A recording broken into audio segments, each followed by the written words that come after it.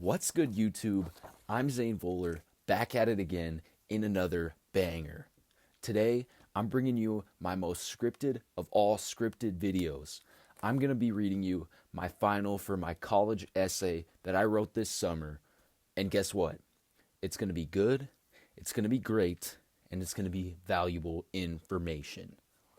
I'm going to move my big fat ass out the way so that there's room on the screen for you to read along with me so that you don't have to look at my beautiful face for the duration of this video. Let's waste no time.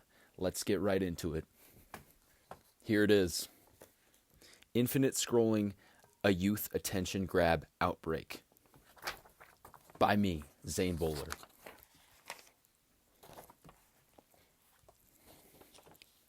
With just about every social media platform implementing its own rendition of an infinite scroller, and everyday life becoming increasingly technology dependent, intuitively, younger generations are spending more time in front of screens than those who came before them. It makes sense. From school and work to entertainment and many relationships even, everything is handled exclusively through the use of screens. With so much time spent enveloped in a screen, the increased use of social media is simply a byproduct. The rise of infinite scrolling social media applications has contributed to unhealthy dopamine-driven habits and lower self-esteem among teenagers and young adults because these platforms encourage excessive screen time, instant gratification, and constant social comparison. Infinite scrolling social media apps very clearly prompt the development of unhealthy dopamine-driven habits among teenagers and young adults. Algorithms or feeds are essentially rules and calculations used to organize and recommend content to the user, accounting for prior watch times and engagement. As Jashvini and others state, quote, because of this customization, adolescents are more likely to see posts that are relevant to their preferences, which also makes the material displayed more relevant. Studies indicate that this focus scheme not only enhances user participation, but also builds a stronger bond with the platform, end quote. In continuation, McKay and others claim scrolling endless feeds of curated content is exactly what the brain desires when feeling bored or restless. It gives the user a low-effort, high-reward outcome that requires very little of them. This keeps them hooked and not fully present, making them lose track of time. Further, Alsmara describes how the Zeigarnik effect says that people will continue trying to complete a task thinking it may be unfinished without a clear ending. Infinite scrolling social media apps use this in their favor. It is ethically questionable for social media companies to exploit the developmental malleability of young users' brains for the primary purpose of increasing engagement and revenue, especially considering that these same individuals will one day assume leadership roles and shape the future of society. The instant gratification of scrolling a feed that only shows what it thinks the user will like gives the youth a reward that doesn't have to be earned. Who would do their homework when they can go on TikTok, Instagram, Snapchat, YouTube, or Facebook and watch funny videos on their feeds? It reinforces bad habits and lays the framework for other bad habits to develop later on in their lives. Inherently, an algorithm whose entire purpose is to keep the user watching will lead to excessive screen time. Infinite scrollers raise screen time totals for adolescents, often to excessive levels. Excessive screen time has many negative implications on the everyday lives of teenagers and young adults, including mental health issues, as well as academic procrastination. With many bouts of excessive screen time or 4+ hours a day under my belt, screens have left much to be desired in my adolescence. It can be different for everybody, of course, but as Santos and Reeve found in one experimental study, quote, adolescents who self-reported experiencing lower in-person social contact and high screen time were less happy than those who reported the opposite conditions, end quote. Considering that the vast majority in that age group are actively focused on their schooling, constantly putting a phone or computer in these children's faces doesn't seem to be the most addressing fix.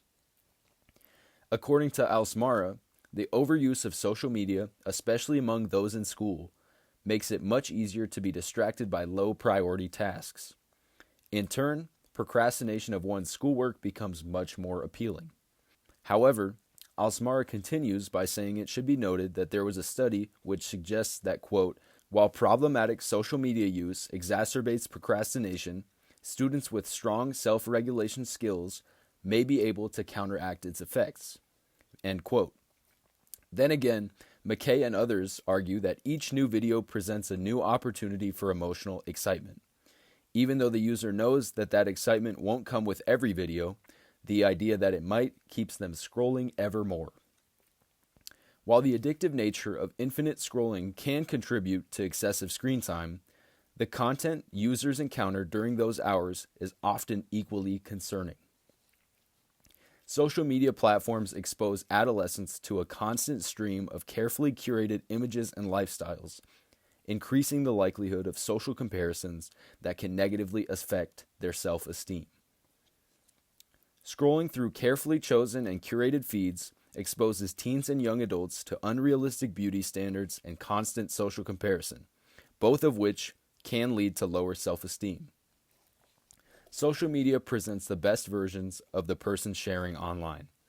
Constantly seeing others at their best, all the while living with yourself through the ups and downs of real life, can and will lead users to draw comparisons between themselves and who they see online. Santos and Reeve claim that when students stop using social media, they mentally assign less importance to it, which makes them feel happier and more present. During fits of mindless scrolling, the user ends up watching along as others live their lives while they could be living their own. Furthermore, Jashvini and others state that, quote, while these platforms can provide a sense of community, they often worsen feelings of inadequacy and isolation through constant comparisons to others' curated lives, end quote.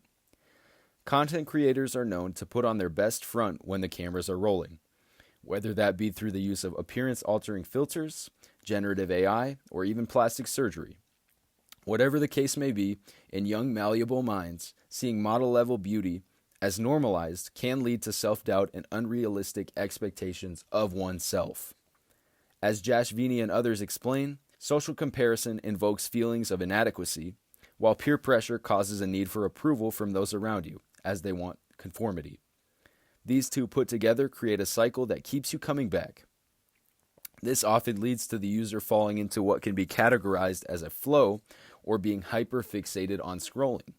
McKay and others assert that when this happens, the media-induced flow might entail retrospective feelings of guilt, regret, and lack of self-control, degrading the gratification of the flow experience and potentially damaging psychological well-being, end quote.